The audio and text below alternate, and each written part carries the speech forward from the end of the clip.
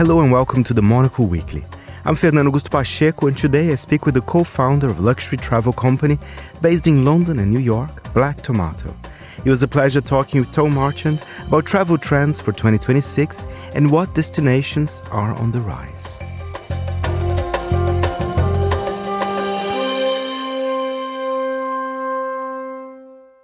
Black Tomato is a luxury travel company. We specialize in creating really immersive, unique travel experiences around the world for a very curious audience. I think what roots us in our approach is we're very much about the pursuit of feelings through travel. We see travel as a very ultimately emotive subject.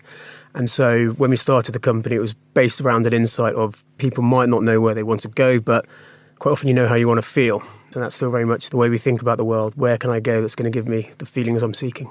And I think people are getting tired of just looking at things on social media, those little lists that maybe don't add too much. So I think your job is becoming more relevant than ever. I generally think people are looking for that, and not just in the luxury sector. I totally agree. It's almost an irony. I think, social media is great for many ways, but sometimes it's the paradox of choice. You see so many things, but it's quite hard to tell what that's going to mean to you, and sometimes it can feel overwhelming. So our job as experts in understanding the world, but understanding our clients, is to dig out these experiences, these opportunities for people to really connect with places, get under the skin of places, and leave with memories that stay forever, and to sift through that noise and be a bit of a port in the storm of everything out there. That's what we do, and thankfully that's why people come to us and rely on us to help them navigate this wonderful but at times quite chaotic world we have.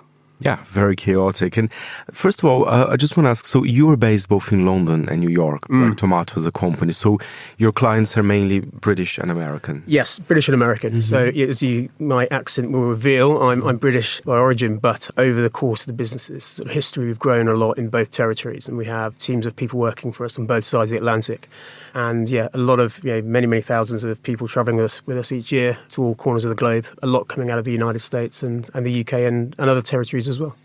Since when you start, basically working with travel in general, do you feel that people's expectations about travel have changed? I mean, I do read a lot of, people are looking, as you said, maybe it's the pursuit of feelings, right? Something a little bit more deep, perhaps. I think so. I think the insight that I shared when we started, I think at that time it felt quite different, but largely it was reflected on how we felt about the world. At that time, so 20 years ago, travel was very perfunctory in terms of how it was presented. People would be shown lists of hotels, activities, destinations, things you can do, but no one's really telling you how you're going to feel. And I think for a long time, travel had sort of fallen down that route. And probably by doing that, a lot of people weren't really probably asking the questions of themselves. What do I really want to get from this trip? It was more following a routine or a template that had been established. But we have seen, fortunately, over the years, as people have travelled more, people become aware of what they can do. And I think the industry has also just embraced this idea of, it's an overused word now, but experiences. And so people are asking more questions, thinking more deeply. And also it's the job for us to pull on those threads within people's minds about how they might want to travel. Because sometimes they don't actually have the questions. And it's us asking questions of them to really understand what you want to get from a trip. Because there's nothing worse than the regret you may have after taking a trip and then coming back to work and thinking, well, I've got months before I go away and I didn't quite get the most out of that. So, people's minds are opening, which I think this is great. Their curiosity continues to dial up. Ultimately, we're a business rooted in curiosity, and that's a value that all our customers share. So, I think it's changed from the listicles and lists of things to do and tick off to how is this really going to connect with me on a deeper level. And how does it work? I've looked at your website, at your clients and countries. You basically cover quite a large part of the world. So if I go there and say, listen, I want to do a safari or whatever. So tell us about you. What parts of the world do you cover in Black Tomato? Well, we are global. We're global to the extent that we will take people to places that we know. I think sometimes it's easy for a lot of people to say, oh, I go everywhere, but for us delivering the kind of experience we want to deliver, we really need to know that place. So that means we have teams of fantastic travel experts who've lived and spent time and continue to spend time in these destinations. They really live and breathe them. But also we have the most amazing network of partners on the ground in places all around the world. And the way we've got to know these places and continue to get to know these places is just extensive research and testing. Places evolve the whole time. I think We have an expression that, the world might have been discovered, but it hasn't been fully explored because places shift. So for us, it's encouraging people to put trust in us. This is what we do 24/7, 365 days of the year. But we really take time to, before we're even thinking about a place, really understand the guest and the client. What matters to you, not just when you travel, but when you're at home. What are the things, what are the non-negotiables? What are the things you maybe been wanting to do for a long time but put off? All these questions that then allows you to start connecting and creating the most magical experiences that really fit that person. I like the fact that you mentioned the non-negotiables. Do you have a non-negotiable? I know it's a tricky question.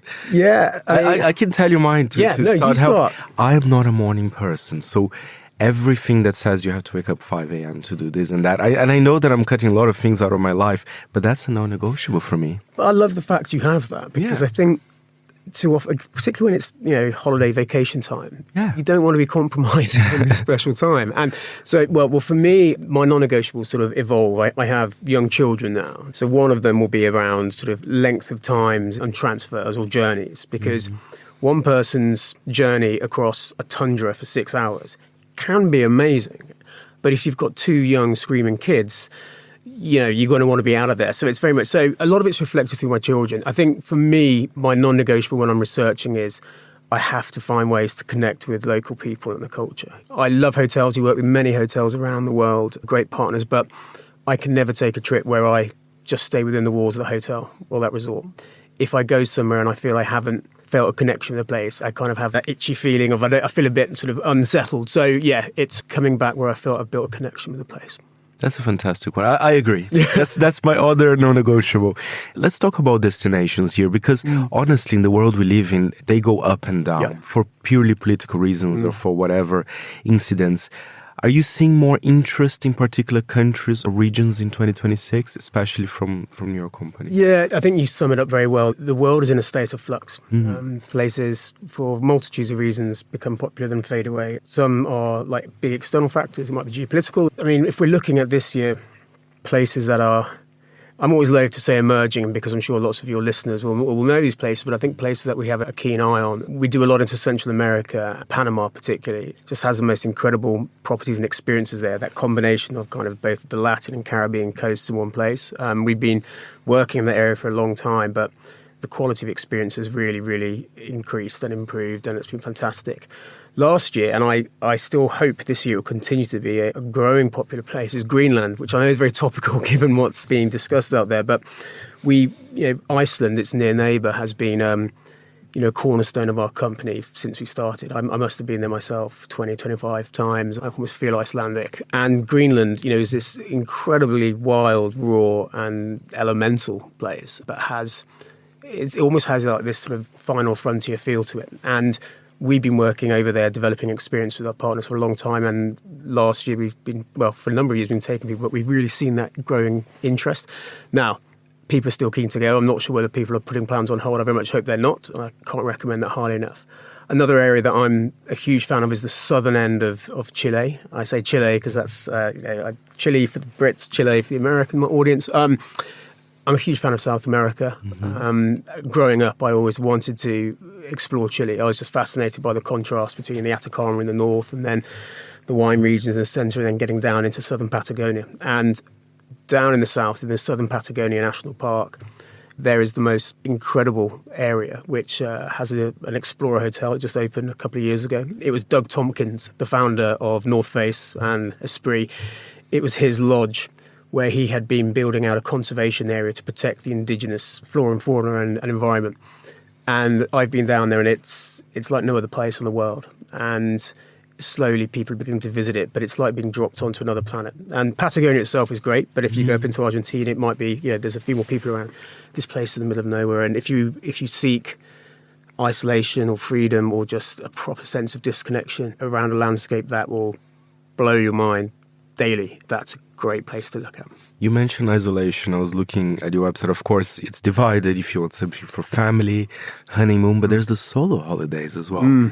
I'm fascinated by it because I think sometimes that's what people need in their lives as well, right? I prefer to travel either in smaller groups or with a partner, not with a big group of friends, to be honest. But solo, I never actually done it. It's interesting. I like both. Quite often I think travel is not all the time, but sometimes travel is the antidote to your day-to-day. Right? And you're looking, if you travel, like maybe you want to do something different. And what we see quite often with solo travelers is you might be living an incredibly hectic work, social life at home. And what that means is you rarely get time with your own thoughts. Now, that might scare some people, but I just think time alone to think, to not be distracted, both by connecting with other people. As much as I like the culture in places, I think you need to, like I said, culture is non-negotiable, but you can still have that hit in isolation. And I think we see the solo travelers, people who want to take themselves away, be with their own thoughts, but also to then sometimes push themselves. So you might be traveling solo, not in a wilderness, but in a new destination, and the sort of anticipation and the slight, at times anxiety of what I'm going to have to push myself to do something. It brings parts of you out that perhaps you're not doing at home because you're very comfortable. So there's a lot of reasons to be said for it. And I always try and fit in a couple of trips a year where I just go on my own somewhere, because it makes you a bit braver if you're in a bustling place to go out and connect with people, but also to go to wildernesses, like Iceland particularly, where I'll go and might go hiking on my own. And just 48 hours of relative silence and your own thoughts, I think, is a pretty good tonic for the soul. What about your personal travel plan for the year? I mean, is there any place that you haven't visited that perhaps you would like to go this year? Yeah. I'm sure you visited many places. It's always a tough one, because I'm very fortunate in the position I'm in that part of what we do is to explore the world so we can introduce it to our clients. I think you probably sense, from when I talk about Chile, like one type of travel I love is the great expanses. You like a winter holiday. Yeah, I did. Well, my mother's from Finland, so everyone thinks it's sort of in the roots. But we take a lot of people to Mongolia, but I've never been. And I met someone recently whose family are from a particular very, very remote part of Mongolia, deep in the steppe, and where there's a sacred valley that they only have access to. And you go up there and you spend days riding on horseback, setting up camps. And it's not often that I'm almost like blown away by hearing experience, because I'm around this the whole time, and it's a great position to be in. But to hear all that, quite often I'm like, okay, it sounds good, maybe. But this just left me with my jaw on the floor. And every client we ever take out to Mongolia, whatever they're doing there, comes back with that, wow, I didn't think I'd be moved as much as I was. The culture is so respectful, it's so unique, but the landscapes take your breath away. So I'm trying at the moment, negotiating with business and family plans to see if I can get out into the Mongolian steppe. I hear they have a great music scene. I really want to go to Mongolia. Yeah. So another question, of course, we're here in Europe, and the summer here in Europe it's always like a reason, some people are against tourists coming to town, whatever. Do you see the growth of kind of traveling the off-peak seasons, because I see that in Europe, even my dad saying, listen, I don't want to go to Italy or Spain in July, beautiful places, of course. But I see there's a lot of kind of travelers, they're changing their behaviors already. They really are. And it's funny because, traditionally, if we go back to when I was talking about when the company started, they were very sort of defined seasons to places. And what you see is, a number of factors are shifting that. One is, the sheer kind of numbers and masses of people in certain places at a peak season. It can really detract from the experience you're looking for. You may envisage what a place is going to be like, but you turn up and you're fighting against the crowds. It's not actually that enjoyable. And also, you're finding it hard to connect with the local culture because you're surrounded by tourists. So we talk in the travel industry of what we call shoulder seasons or off seasons, just outside of those. And actually, with the changing of climate and places, getting warmer for longer, often there's certain parts in this place that you might only think you can go into the summer that are now absolutely fantastic in spring and way into late autumn. And I personally like doing that. Sometimes people are restricted, of course, by school holidays with families, and I get that. But we are definitely seeing a shift, or rather an increasingly open-mindedness to kind of when's good to go. Look, there'll be certain places that you're going to take a risk if you're going for like beach weather and you're going out of season, if you're prepared for some rainy days. But also, if you look at the climate, Europe is getting so hot in the summers now, and we're actually seeing a big trend where people are looking to slightly cooler climes in Europe over the summer, so more visits to Scandinavia, Swiss Alps. But the great thing is there are so many options, and you can still find those really slightly quieter, properly local, immersive experiences away from the crowds. What's real luxury for you? That's a good question. For me, Yeah, it's a word that is obviously used a lot, and everyone has their own definition.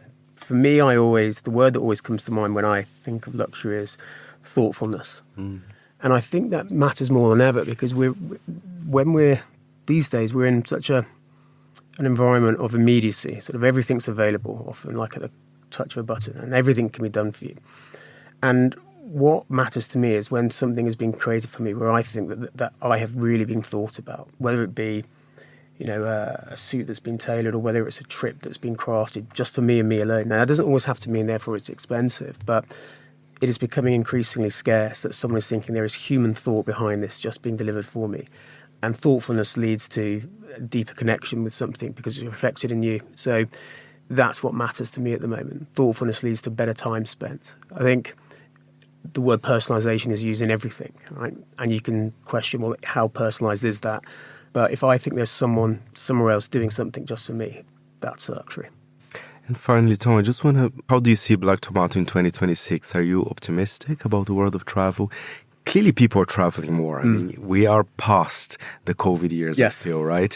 But tell us from your own take. I'm really encouraged. Yeah, we are past the COVID. And I think what was interesting when coming out of COVID, everyone wanted to travel again. I think we took travel for granted before COVID, and then you realise how much you missed what was there. But rather than it being a big spike and dropping, we've just seen more people wanting to travel. And they had this horrible term I didn't like called revenge travel when you came out of COVID. But we actually see it as what we call recalibrated travel, where people realise that actually that travel is really important to them. So much better. Yeah, they're doing more. And for us, we continue to see strong growth, which has been great. I think we're always focusing on mattering to clients we have, and that's, whether it's, family travel, big groups of people, couples, but really looking for places and experiences that will matter to people and give them those feelings. So that means great new services coming out, new products, expanding into new parts of the world, but ultimately just delivering on our purpose. And as a company, that purpose is to inspire people through remarkable travel experiences. And the people I mention in that is both the clients, but as importantly, the communities we take people to. Like, travel is an amazing tool to regenerate areas, to open minds, foster better understanding. And if we can keep doing that, both for our clients and the communities we work with, then I'll be very happy. Thank you, Tom. For more information, go to blacktomato.com.